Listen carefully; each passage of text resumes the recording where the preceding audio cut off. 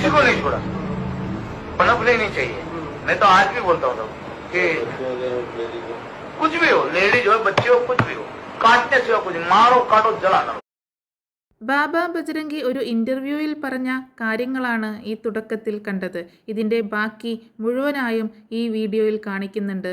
അതിനായിട്ട് ഈ വീഡിയോ മുഴുവനായിട്ട് കാണാൻ ശ്രമിക്കുക.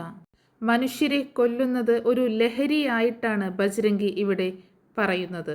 എത്ര ലാഘവത്തോടു കൂടിയാണ് ബജ്രംഗി മനുഷ്യരെ കൊല്ലുന്ന കാര്യത്തെക്കുറിച്ച് സംസാരിക്കുന്നത്. അവരെ കൊന്നു തള്ളി എന്ന് തന്നെ പറയുന്നു. ഇനിയും സമയം കിട്ടുകയാണെങ്കിൽ ബാക്കിയുള്ളവരെ കൂടി ഞാൻ കൊന്നു തള്ളുക തന്നെ ചെയ്യും എന്നാണ് ബജ്രംഗി പറയുന്നത്. എമ്പുരാൻ സിനിമ ഇറങ്ങി വിവാദമായതോടെ ഏറ്റവും കൂടുതൽ പേർ അന്വേഷിച്ചത് ആരാണ് ബജ്രംഗി എന്നാണ്. എമ്പുരാൻ സിനിമയിൽ കലാപവർഷം മാറ്റുന്നു. വില്ലൻ കഥാപാത്രമായ ബജ്രംഗി അയാളും മുന്നേയുമായുള്ള സംഭാഷണങ്ങൾക്ക് വിട്ട് വില്ലൻ ഉൾപ്പെട്ട ദൃശ്യങ്ങളും മാറ്റുന്നു. വില്ലൻ ബജ്രംഗി ആയാലും ബൽദേവ് ആയാലും ഈ കഥാപാത്രത്തിന് ഒരു റഫറൻസ് ഉണ്ടെന്നാണ് സിനിമ കഴിഞ്ഞിറങ്ങുന്നവർ പറയുന്നത്. ആ റഫറൻസ് നീളുന്നതാകട്ടെ 2002 ഗുജറാത്ത് കലാപത്തിലേക്കും. സിനിമയിലെ വില്ലനിൽ ഗുജറാത്ത് കലാപകാലത്ത് പരാമർശിക്കപ്പെട്ട ബാബു ബജ്രംഗിയെ കണ്ടെത്തുന്നതിലൂടെയാണ് എമ്പുരാനിലെ കലാപങ്ങൾക്ക് തുടക്കമാകുന്നത്. ആരാണ് ബാബു ബജ്രംഗി? 2002 ഫെബ്രുവരി 28 നരോദാഗാം കൂട്ടക്കൊലയിൽ 11 പേരെയാണ് ചുട്ടുകൊന്നത്. ആ കൂട്ടക്കൊലയുടെ സൂത്രധാരനായി അന്ന് ആരോപിക്കപ്പെട്ടത് ബജ്റംഗ് ദൾ നേതാവായ ബാബു ബജ്രംഗി എന്ന ബാബുഭായ് പട്ടേലാണ്. അന്നത്തെ കലാപത്തെക്കുറിച്ച് ബാബു ബജ്രംഗി പറഞ്ഞ വാക്കുകളുണ്ട്. മുസ്ലിങ്ങളെ തുരത്തി ഒരു കുഴിയിലെത്തിച്ചു. ഭയന്നു വിറച്ച അവർ പരസ്പരം കെട്ടിപ്പിടിച്ചു നിൽക്കുകയായിരുന്നു. അവരുടെ മേൽ പെട്രോളും ഡീസലും ഒഴിച്ചു. ടയറുകൾ കത്തിച്ച് അവർക്ക് മേൽ ഇട്ടു. നരോദാഗാമിൽ അന്ന് 3 സ്ത്രീകളും ഒരു പെൺകുട്ടിയും 7 പുരുഷന്മാരുമാണ് കൊല്ലപ്പെട്ടത്. നരോദാഗാമിൽ നിന്ന് 1 കിലോമീറ്റർ അപ്പുറത്തുള്ള നരോദ പാട്യയിലായിരുന്നു ഗുജറാത്ത് കലാപത്തിനോടനുബന്ധിച്ച് നടന്ന ഏറ്റവും വലിയ കൂട്ടക്കൊല നടന്നത്. 2002 ഫെബ്രുവരി 27 സബർമതി എക്സ്പ്രസിൽ 59 യാത്രക്കാർ ഗോദ്രയിൽ വെന്തു മരിച്ചതിൽ നിന്നാണ് കലാപങ്ങളുടെ തുടക്കം. കർസേവകർ ഉൾപ്പെട്ട ട്രെയിനിന് മുസ്ലിങ്ങൾ തീയിട്ടെന്ന വാർത്ത പരന്നതോടെ അത് ഗുജറാത്തിൽ ഒരു കലാപത്തിന് വഴി തുറന്നു. വ്യാപകമായി കലാപം പൊട്ടിപ്പുറപ്പെട്ടു. 1000-ലധികം പേർ കൊല്ലപ്പെട്ടു. 2 ലക്ഷത്തിലധികം പേർ വീട് വിട്ടോടി. ഒട്ടേറെ സ്ത്രീകൾ കൂട്ടബലാത്സംഗത്തിനിരയായി. സബർമതി എക്സ്പ്രസിന് തീയിട്ടതിൻ്റെ പിറ്റേ ദിവസമായിരുന്നു നരോദ പാട്യയിലെ കൂട്ടക്കൊല. ഇതിൻ്റെ ആസൂത്രകനായിരുന്നു ബാബു ബജ്രംഗി. 97 മനുഷ്യരെ അക്രമി സംഘം കൂട്ടക്കൊല ചെയ്തു. നരോദ പാട്യ കൂട്ടക്കുരുതിയുമായി ബന്ധപ്പെട്ട് 2007 തെഹൽക്ക ബജ്രംഗിയുമായി ഒരു ഒളിക്യാമറ അഭിമുഖം നടത്തി. നരോദ പാട്യ കൂട്ടക്കൊലയിൽ തനിക്കുള്ള പങ്കിനെക്കുറിച്ച് ബജ്രംഗി ഈ അഭിമുഖത്തിൽ തുറന്നു പറയുന്നുണ്ട്.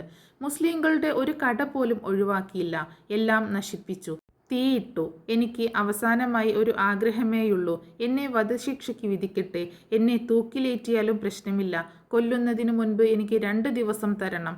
ഞാൻ ജുഹാപുരയിലേക്ക് പോകും, ആ ദിവസം ആഘോഷിക്കാൻ. 7-8 ലക്ഷം മുസ്ലിങ്ങൾ അവിടെയുണ്ട്. അവരെ ഞാൻ അവസാനിപ്പിക്കും. കുറേ പേർ കൂടി മരിക്കട്ടെ. ഒരു ഭാവഭേദവുമില്ലാതെയായിരുന്നു ബജ്രംഗിയുടെ വാക്കുകൾ. 2012 നരോദ പാട്യ കൂട്ടക്കൊലക്കേസിൽ പ്രത്യേക കോടതി ബാബു ബജ്രംഗിയെ ജീവപര്യന്തം തടവിന് ശിക്ഷിച്ചു. ബാബു ബജ്രംഗിയും ഗുജറാത്ത് മന്ത്രി മായ കൊട്നാനിയും ഉൾപ്പെടെ 86 പേരായിരുന്നു പ്രതികൾ. കൂട്ടക്കൊല നടന്ന് 8 വർഷത്തിനു ശേഷമാണ് വിചാരണ ആരംഭിച്ചത്. എന്നാൽ ആരോഗ്യ പ്രശ്നങ്ങൾ പരിഗണിച്ച് 2019 സുപ്രീം കോടതി ബജ്രംഗിക്ക് ജാമ്യം അനുവദിച്ചു. 2016 വരെ സ്വന്തം അനാരോഗ്യവും ഭാര്യയുടെ അനാരോഗ്യവും ചൂണ്ടിക്കാട്ടി ഇയാൾ 14 തവണ ജാമ്യത്തിലിറങ്ങി. പെൺകുട്ടികൾ സ്വന്തം സമുദായത്തിന് പുറത്ത് വിവാഹം കഴിക്കുന്നത് തടയാൻ ബാബു ബജ്രംഗി നവചേതൻ ട്രസ്റ്റ് എന്ന പേരിൽ ഒരു സംഘടനയും നടത്തിയിരുന്നതായി റിപ്പോർട്ടുണ്ട്. മിശ്ര വിവാഹങ്ങൾ എന്തു വില കൊടുത്തും ഇല്ലാതാക്കാൻ ബജ്രംഗി ശ്രമിച്ചിരുന്നതായി ഫ്രണ്ട് ലൈൻ മാസിക റിപ്പോർട്ട് ചെയ്തിരുന്നു. 700-ലധികം മിശ്ര വിവാഹങ്ങൾ തടഞ്ഞുവെന്ന ബജ്രംഗിയുടെ അവകാശവാദവും ഫ്രണ്ട് ലൈൻ റിപ്പോർട്ടിലുണ്ട്. നരോദാഗാം കൂട്ടക്കൊലക്കേസിൽ മുഴുവൻ പ്രതികളെയും 2023 ഏപ്രിലിൽ കോടതി വെറുതെ വിട്ടു. ആരും കുറ്റക്കാരല്ലെങ്കിൽ പിന്നെ ആരാണ് 11 പേരെ ചുട്ടുകരിച്ചതെന്ന ചോദ്യം അവശേഷിക്കുന്നു. ബജ്രംഗി ബൽദേവ് ആയി പുതിയ എമ്പുരാൻ എത്തുമ്പോഴും ഈ റഫറൻസുകൾ ചോദ്യം ചോദിച്ചുകൊണ്ടേയിരിക്കും.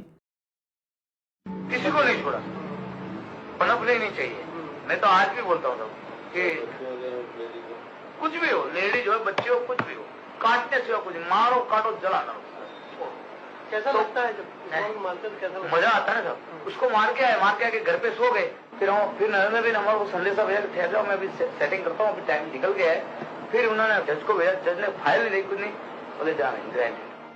तो उन्होंने जो 3 दिन का मोहलत दिया था, जो भी करना चाहो कर लो, 3 दिन के बाद में बंद कर दूंगा, ये उन्होंने खुलेआम कहा था।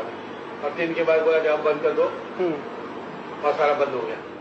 Not only enough, but excellent work they have done. Excellent work. Excellent work they have done within 72 hours.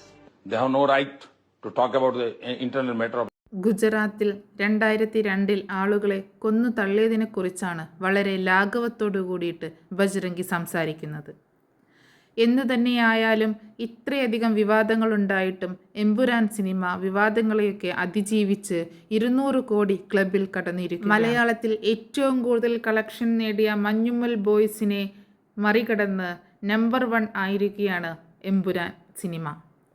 World wide industry ഹിറ്റായി മാറി മുന്നേറിക്കൊണ്ടിരിക്കുകയാണ് എമ്പുരാൻ. നിങ്ങൾ ഇതുവരെയും ഈ ചാനൽ സബ്സ്ക്രൈബ് ചെയ്യാതെയാണ് കാണുന്നതെങ്കിൽ ഒന്ന് സബ്സ്ക്രൈബ് ചെയ്ത് സപ്പോർട്ട് ചെയ്യുക. Thanks for watching.